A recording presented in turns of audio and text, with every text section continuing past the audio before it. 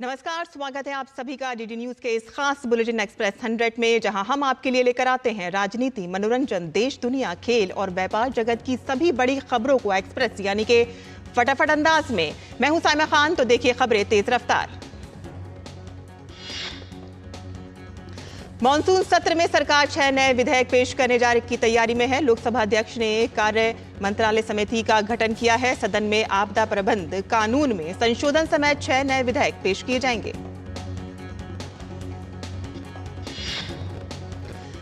Monsoon सत्र 22 जुलाई से शुरू होकर 12 अगस्त तक चलेगा। मंगलवार 23 जुलाई को वित्त मंत्री निर्मला सीतारमण केंद्रीय बजट पेश करेंगी। वित्त विधायक के साथ ही सूचीबद्ध अन्य विधायकों में भी भारतीय वायुसेना विधायक 2024, बॉयलर विधायक, कॉफी संवर्धन और विकास विधायक और रबर विधायक शामिल हैं। उत्तर प्रदेश में गोंडा के पास हुए ट्रेन हादसे के बाद ट्रैक से डिब्बों को हटाने का काम पूरा कर लिया गया है। उम्मीद है कि शाम तक रेलवे ट्रैक को दुरुस्त कर दिया जाएगा। गोंडा के जिलाई रेलवे स्टेशन से पहले चंडीगढ़ डिब्रू एक्सप्रेस गुरुवार को हादसे का शिकार हो गई थी और इस हादसे में 3 लोगों की मौत हो गई थी और 30 लोग घायल हो गए। ट्रेन के 7 डिब्बे पटरी से उतरे थे, जिनमें से एसी के 2 डिब्बे पलट गए थे। प्रशासन और स्थानीय लोगों ने डिब्बों में फंसे लोगों को बाहर निकाला। रेल मंत्रालय ने उच्च स्तरीय जांच के आदेश दे दिए हैं और साथ ही मरने वालों के परिजनों को 10-10 लाख रुपए और गंभीर रूप से घायलों को 2.5 लाख रुपए मुआवजे की घोषणा की है और साथ ही मामूली रूप से घायलों को 50,000 रुपए दिए जाएंगे। राष्ट्रपति द्रौपदी मुर्मू आज रक्षा अलंकरण समारोह के दूसरे चरण के अंतर्गत वीरता पुरस्कार और विशिष्ट सेवा अलंकरण प्रदान करेंगी। समारोह आज शाम राष्ट्रपति भवन में होगा। और इससे पहले 5 जुलाई को रक्षा अलंकरण समारोह के पहले चरण के दौरान राष्ट्रपति ने सशस्त्र बलों, केंद्रीय सशस्त्र पुलिस बलों और राज्य एवं केंद्र शासित प्रदेश पुलिस के कर्मियों और 36 वीरता पुरस्कार प्रदान किए। NEET UG paper leak case में सीबीआई ने रांची स्थित मेडिकल कॉलेज रिम्स की फर्स्ट ईयर की छात्रा सुरभि कुमारी को हिरासत में लिया है। सुरभि को इस सॉल्वर गैंग का सदस्य बताया जा रहा है। सीबीआई की टीम ने कल देर शाम पूछताछ के बाद हिरासत में लिया। एजेंसी ने छात्रा के बारे में रिम्स के students welfare dean doctor Shiv Priya से भी जानकारी हासिल की है और इस केस में रांची के कुछ और मेडिकोज सीबीआई जांच के दायरे में आ सकते हैं। केंद्रीय मंत्री और पश्चिम बंगाल भाजपा अध्यक्ष सुकांत मजूमदार ने 3 नए आपराधिक कानूनों की समीक्षा के लिए 7 सदस्यीय विशेष समिति गठित करने के पश्चिम बंगाल सरकार के निर्णय की निंदा की है। उन्होंने कहा कि संविधान में लोकसभा और राज्यसभा से पारित कानून की समीक्षा करने का कोई प्रावधान ही नहीं है। केंद्रीय मंत्री सुकांत मजूमदार ने कहा कि पश्चिम बंगाल की टीएमसी सरकार संविधान का हनन और अपमान कर रही है। उत्तर प्रदेश में दुकानों पर नेम प्लेट लगाने के निर्देश पर मंत्री कपिल देव अग्रवाल ने कहा कि हिंदू देवी देवताओं के नाम पर दुकानें खोलकर नॉन वेज ना बेचा जाए और इसी संबंध में प्रशासन ने कार्रवाई की है। वहीं भाजपा नेता मुख्तार अब्बास नकवी ने कहा है कि आस्था का सम्मान और आस्था की सुरक्षा पर सांप्रदायिक सियासत नहीं होनी चाहिए। वहीं प्रदेश कांग्रेस अध्यक्ष अजय राय ने कहा है कि ये पूरी तरीके से अव्यावहारिक कार्य है और इसको तत्काल निरस्त करना चाहिए। असम सरकार ने एक बड़ा फैसला लेते हुए मुस्लिम विवाह कानून रद्द कर दिया है। राज्य के मुख्यमंत्री हेमंत बिस्व शर्मा ने सोशल मीडिया प्लेटफॉर्म एक्स पर यह जानकारी दी। हेमंत बिस्व शर्मा ने कहा है कि असम कैबिनेट की बैठक में असम रिपीलिंग बिल 2024 के माध्यम से असम मुस्लिम विवाह और तलाक पंजीकरण अधिनियम और नियम 1935 को निरस्त करने का निर्णय लिया गया है और अब इसे विधानसभा में रखा जाएगा। असम सरकार द्वारा मुस्लिम विवाह और तलाक पंजीकरण अधिनियम और नियम 1935 को निरस्त करने के मामले पर केंद्रीय मंत्री गिरिराज सिंह ने प्रतिक्रिया देते हुए कहा है कि असम के मुख्यमंत्री अपने राज्य के हित के बारे में सोचते हैं।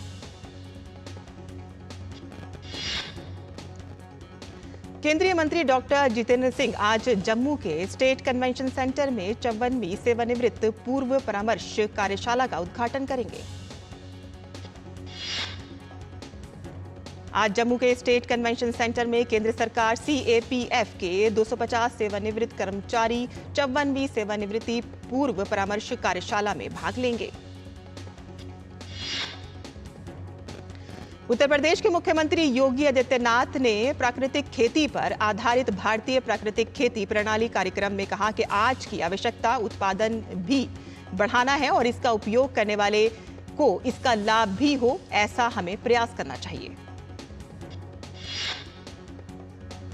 उत्तर प्रदेश की राज्यपाल आनंदीबेन पटेल ने हाथरस की घटना पर कहा है कि अंधश्रद्धा बढ़ाना और लोगों के सामने ऐसी बातें कहना ये भी एक गुनाह है और मेरा मानना है कि उन्हें इसके लिए सजा होनी चाहिए। चंडीगढ़ में केंद्रीय मंत्री मनोहर लाल ने हिमाचल प्रदेश के मुख्यमंत्री सुखविंदर सिंह सुक्खू और हिमाचल प्रदेश के मंत्री विक्रमादित्य सिंह के साथ मुलाकात की और बैठक की। और भाजपा नेता ने आज बेंगलुरु में मुडा और महर्षि वाल्मीकि विकास निगम में हुई कथित अनियमितता और घोटाले को लेकर मुख्यमंत्री सिद्धरामैया के इस्तीफे की मांग की। भाजपा नेता सिटी रवि ने कांग्रेस पर SC/ST का पैसा लूट कर कर्नाटक और तेलंगाना चुनाव में लगाने का भी आरोप लगाया। गुजरात सेमी कनेक्ट कॉन्फ्रेंस 2024 में गुजरात के मुख्यमंत्री भूपेंद्र पटेल ने कहा कि वैश्विक नेता और देश के प्रधानमंत्री नरेंद्र मोदी के मार्गदर्शन में गुजरात और पूरा देश लगभग हर क्षेत्र में विकास के नए आयाम छू रहा है। इलेक्टोरल बॉन्ड के जरिए राजनीतिक दलों को कॉरपोरेट कंपनियों की ओर से दी गई कथित रिश्वत की SIT जांच की मांग वाली याचिका पर सुप्रीम कोर्ट 22 जुलाई को सुनवाई करेगा। जम्मू कश्मीर के डोडा जिले में आतंकियों से मुठभेड़ में शहीद हुए कैप्टन ब्रिजेश थापा का पार्थिव शरीर दार्जिलिंग के लैम्बोग स्थित उनके घर में लाया गया। लोगों ने नम आंखों से उन्हें श्रद्धांजलि अर्पित की। शहीद कैप्टन ब्रिजेश थापा के पिता सेवानिवृत्त कर्नल भुवनेश थापा ने कहा है कि उन्हें अपने बेटे की शहादत पर गर्व है। उन्होंने कहा कि हम देश के लिए अपने प्राणों की आहुति देने के लिए सदैव तत्पर हैं। छत्तीसगढ़ में नक्सलियों द्वारा किए गए कायराना हमले में शहीद जवान भारत लाल साहू को आज अंतिम विदाई के दौरान मुख्यमंत्री विष्णुदेव सहाय ने विनम्र श्रद्धांजलि अर्पित की। धर्मनगरी अयोध्या की सुरक्षा को लेकर NSG कमांडो की टीम श्री राम जन्मभूमि परिसर पहुंची। उच्च प्रशिक्षण से सुसज्जित कमांडो यहां अभ्यास करेंगे। श्री राम जन्मभूमि तीर्थ क्षेत्र ट्रस्ट के महासचिव चंपत राय ने बताया है कि राम जन्मभूमि और अयोध्या की सुरक्षा को लेकर प्रत्येक तीसरे माह राम जन्मभूमि अस्थायी सुरक्षा समिति की उच्च स्तरीय सुरक्षा बैठक होती है। केंद्रीय कृषि मंत्री शिवराज सिंह चौहान ने भारतीय स्वतंत्रता संग्राम के अग्रदूत और अमर शहीद मंगल पांडे को उनकी जयंती पर उन्हें नमन किया। जामिया मिलिया इस्लामिया के वर्तमान और पूर्व कार्यवाहक रजिस्ट्रार और एक प्रोफेसर पर जातिगत टिप्पणी करने के मामले में प्राथमिकी दर्ज की गई है। प्राकृतिक विज्ञान विभाग के सहायक के रूप में कार्यरत एक कर्मचारी ने आरोप लगाया है उन पर। गुजरात के चांदीपुर वायरस से बढ़ते मामले में मद्देनजर स्वास्थ्य विभाग ने अहम बैठक की है। चांदीपुर की 29 मामले सामने आए हैं, जिनमें से 15 की मौत हो चुकी है। स्वास्थ्य मंत्री ऋषिकेश पटेल ने कहा है कि नमूनों का परीक्षण गांधीनगर GBRC प्रयोगशाला में किया जाएगा ताकि चांदीपुरा वायरस का शीघ्र परीक्षण किया जा सके। अमरनाथ यात्रा के लिए तीर्थ यात्रियों का एक और जत्था आज पंथा चौक श्रीनगर बेस कैंप से रवाना हुआ। मणिपुर के उखरुल में आज सुबह 9:28 पर भूकंप के झटके महसूस किए गए, जिसकी तीव्रता रिएक्टर पैमाने पर 3.3 नापी गई। उत्तराखंड पर्यटन विकास परिषद ने राज्य में होम स्टे की बुकिंग के लिए ऑनलाइन बुकिंग पोर्टल लॉन्च किया है।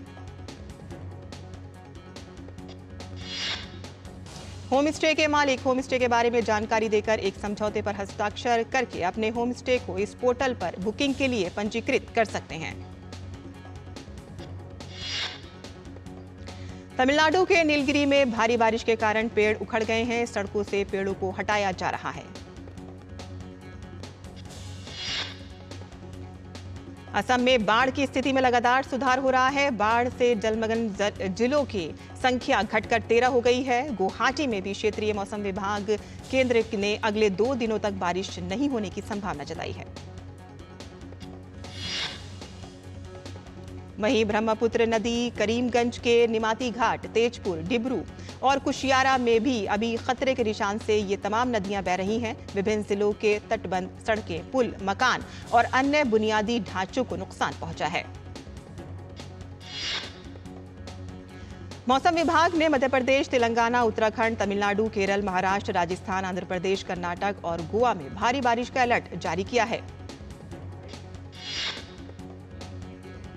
गुजरात के पोरबंदर में भारी बारिश से शहर में जगह जगह जल भराव की स्थिति उत्पन्न हो गई है।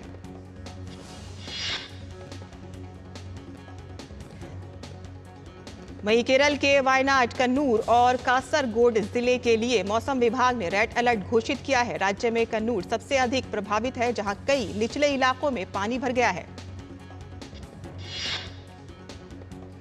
और इसके अलावा सिक्किम, पूर्वोत्तर भारत, आंतरिक कर्नाटक, लक्षद्वीप, उत्तराखंड, उत्तर प्रदेश के तराई वाले इलाकों, बिहार और राजस्थान के कुछ हिस्सों में हल्की से मध्यम बारिश हो सकती है।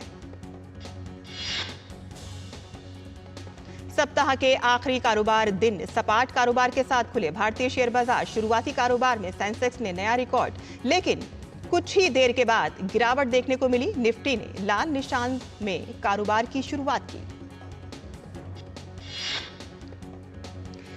आरबीआई गवर्नर शक्तिकांत दास मुंबई में एफई मॉडर्न बीएफएसआई शिखर सम्मेलन में होंगे शामिल। ये इस शिखर सम्मेलन की तीसरा संस्करण है। शिखर सम्मेलन में कई प्रमुख अर्थशास्त्री और मार्केटिंग एक्सपर्ट्स देश की इकोनॉमी को लेकर करेंगे चर्चा। नेपाल भारत के रास्ते बांग्लादेश को 40 मेगावाट बिजली निर्यात करने के लिए अगले सप्ताह त्रिपक्षीय बिजली व्यापार समझौते पर करेगा हस्ताक्षर। इतिहास में पहली बार हिमालयी देश भारत के अलावा किसी तीसरे देश का बेचेगा बिजली। प्रमुख सूचना प्रौद्योगिकी कंपनी इन्फोसिस ने चालू वित्त वर्ष के लिए अपनी आय में वृद्धि का अनुमान 3% से बढ़ाकर किया 4%। वित्त वर्ष 2025 की पहली तिमाही में इन्फोसिस का शुद्ध मुनाफा पिछले वित्त वर्ष की समान तिमाही की तुलना में 7.1% से बढ़कर 6,368 करोड़ रुपए रहा। टाटा के निवेश वाली बिग बास्केट ने गुरुवार को नई और मौजूदा ई कॉमर्स कंपनियों की आपूर्ति श्रृंखला और संचालन के प्रबंधन के लिए अपना सॉफ्टवेयर एज ए सर्विस आधारित आपूर्ति श्रृंखला प्लेटफॉर्म बीबी मैट्रिक्स पेश करने की घोषणा की है। वित्त वर्ष 2025 के अप्रैल-मई महीने में प्रवासी भारतीय जमा योजना में विदेश में रह रहे भारतीयों ने $3 अरब के करीब जमा किया है। ये राशि पिछले साल की समान अवधि में इन योजनाओं में जमा की गई राशि के 4 गुना से भी अधिक है। विश्व की 10 सबसे बड़ी कोयला खानों की सूची में भारत की 2 खदानों ने बनाई जगह।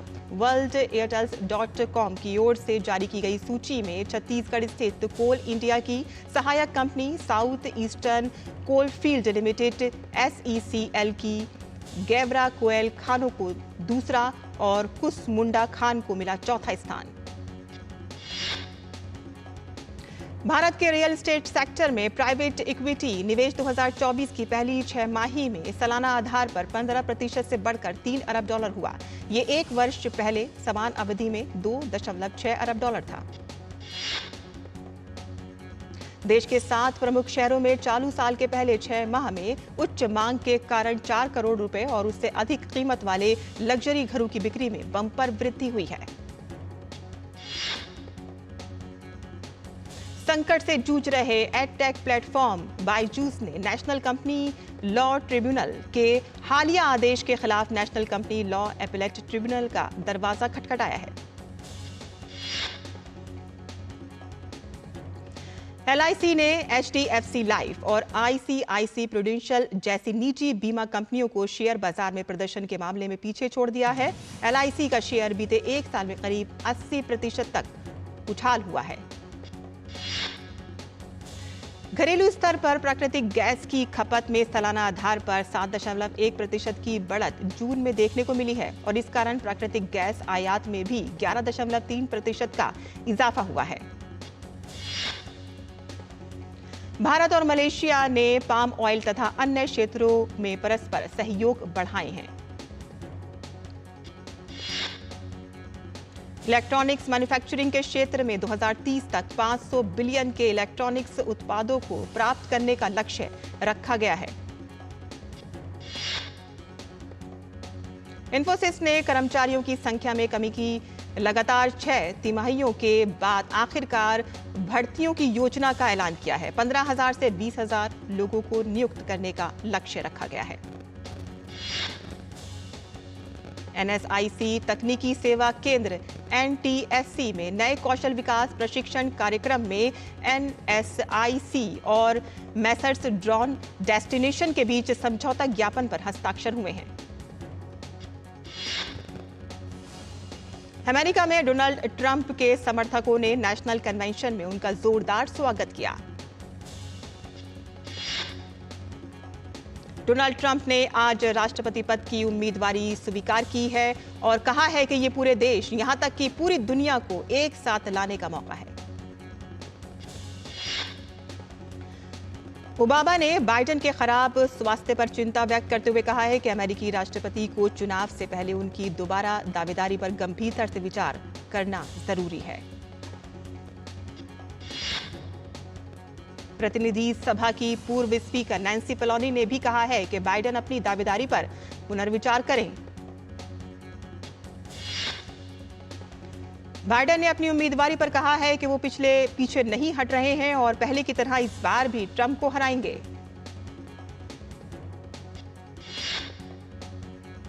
और यहां बुलेटिन में फिलहाल हम लेते हैं एक छोटा सा ब्रेक। आप देखते रहिए DD न्यूज।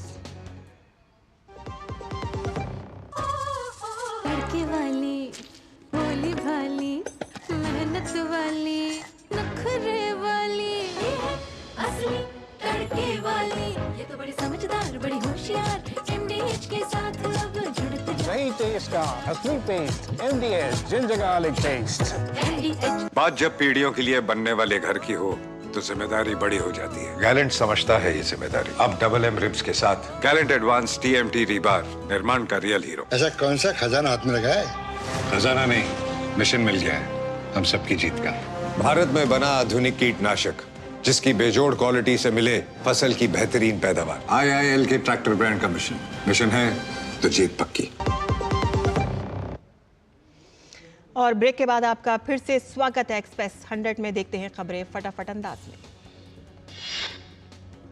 बांग्लादेश में सरकारी नौकरी में आरक्षण व्यवस्था में सुधार की मांग को लेकर छात्रों का हिंसक प्रदर्शन लगातार जारी है। पुलिस के साथ झड़प में 13 लोग मारे गए हैं। पिछले एक सप्ताह में लगभग 19 लोगों ने अपनी जान गंवाई है। राजधानी ढाका में एहतियातन मोबाइल इंटरनेट सेवाएं अस्थायी तौर पर बंद कर दी गई हैं। बांग्लादेश के तनावपूर्ण इलाकों में स्कूल, कॉलेज और मदरसे भी बंद कर दिए गए हैं। ढाका में भारतीय उच्चायोग और चटगांव, सिलहट और खुलना में भारतीय सहायक उच्चायोग ने अपने नागरिकों और छात्रों के लिए आपातकालीन नंबर जारी किए हैं। इजराइल और गाजा के बीच पिछले 9 महीने से जारी संघर्ष को लेकर आज अंतर्राष्ट्रीय अदालत दे सकती है अपनी राय।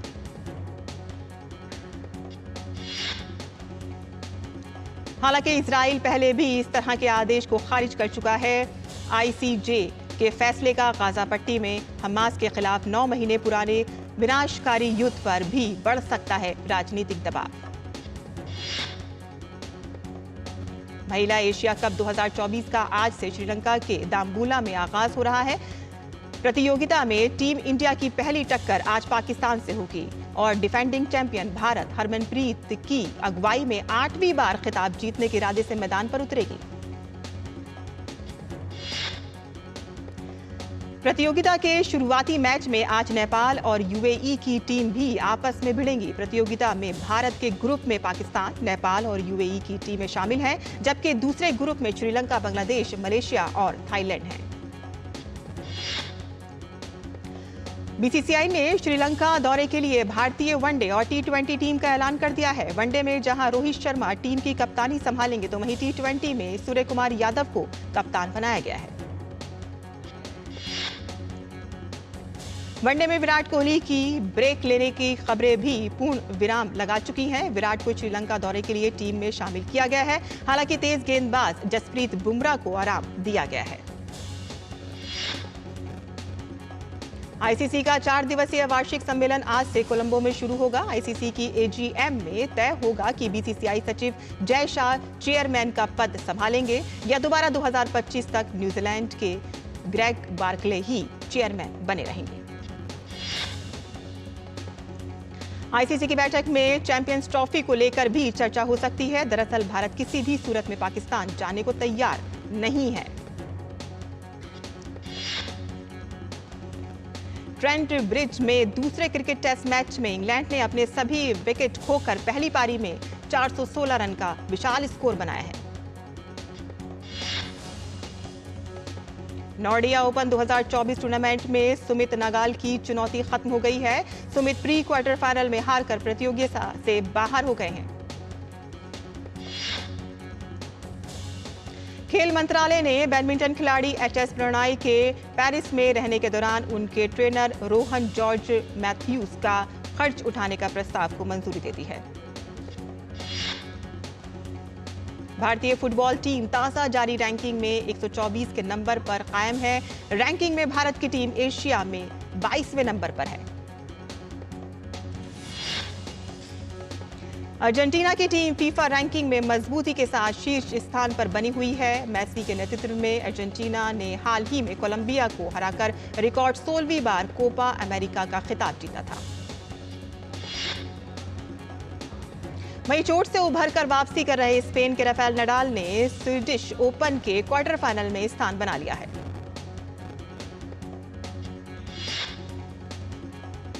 इंग्लिश फुटबॉलर मैसन ग्रीनवुड ने मैनचेस्टर यूनाइटेड को छोड़कर फ्रैंक क्लब मार्सेले के साथ 31.6 मिलियन यूरो में करार किया है। ग्रीनवुड पिछले सत्र में लोन पर स्पेनिश क्लब गोटाफे के लिए मैदान पर उतरे थे। 2019 में मैनचेस्टर यूनाइटेड के साथ शुरुआत करते हुए उन्होंने 129 मैचों में 35 गोल करने में सफलता हासिल की है। ब्राजील के स्ट्राइकर साविन्हो ने इंग्लिश क्लब मैनचेस्टर सिटी के साथ 5 साल का करार किया है। 20 साल से साविन्हो ने ब्राजील के लिए 7 अंतर्राष्ट्रीय मुकाबलों में से 1 गोल किया है। फिल्म स्त्री 2 का ट्रेलर रिलीज हो गया है। एक्ट्रेस श्रद्धा कपूर और एक्ट्रेस राजकुमार राव का धमाकेदार अंदाज देखने को मिल रहा है और यहां पर सरकटे खौफ को मिंट बिनाटे फिर गांव लौटेंगी। बॉलीवुड एक्ट्रेस जानवी कपूर को फूड पॉइजनिंग की वजह से अस्पताल में भर्ती कराया गया है। पहले से ही उनकी हालत में सुधार देखा जा रहा है। एक्टर विकी कौशल की फिल्म बैड न्यूज को लेकर लोगों में जबरदस्त उत्साह है। फिल्म का ट्रेलर रिलीज होने के बाद से ही दर्शकों की सकारात्मक प्रतिक्रिया मिल रही है। वहीं एक्ट्रेस जानवी कपूर की फिल्म उलझन का धमाकेदार ट्रेलर रिलीज हो गया है। उलझन के ट्रेलर में अंतर्राष्ट्रीय कूटनीति की नई और उच्च दाव वाली दुनिया की दिखाई गई है झलक और फिल्म अगस्त में रिलीज होने की संभावना है। अल्लू अर्जुन की फिल्म पुष्पा 2 दी रूल का बेसब्री से लोग इंतजार कर रहे हैं। फिल्म के टलने की अफवाहों पर अब विराम लग गया है। जानकारी के मुताबिक 6 दिसंबर को सिनेमाघरों में रिलीज होने के लिए फिल्म सही दिशा में बढ़ रही है। मिर्जापुर 3 में नजर आ रहे हैं एक्टर अली फजल और एक्ट्रेस ऋचा चड्ढा के घर बेटी ने लिया जन्म। ऋचा चड्ढा ने एक हेल्दी बेटी को जन्म दिया है। कपल ने सोशल मीडिया पर फैंस को इस बात की जानकारी दी है। Kangana Ranaut upcoming political drama film emergency को लेकर नया अपडेट सामने आया है। फिल्म 6 सितंबर को रिलीज के लिए तैयार है। और दमदार ओपनिंग के बाद बॉक्स ऑफिस पर ठंडी पड़ गई है इंडियन 2। 25.6 करोड़ से खोला था इसने खाता। इंडियन 2 फिल्म का 6 दिनों में कुल कलेक्शन अब तक 68.25 करोड़ रुपए का हुआ है। वहीं दूसरे हफ्ते में फिल्म ने 100 करोड़ क्लब में शामिल होने की उम्मीद थी। वहीं प्रभास स्टारर फिल्म कल की 2898 एडी बॉक्स ऑफिस पर थमने का नाम नहीं ले रही है। फिल्म ने 21वें दिन 6.50 करोड़ का शानदार कलेक्शन किया है। और एक्सप्रेस न्यूज में फिलहाल इतना ही। हमें दीजिए इजाजत, लेकिन आप देखते रहिए डीडी न्यूज। नमस्कार।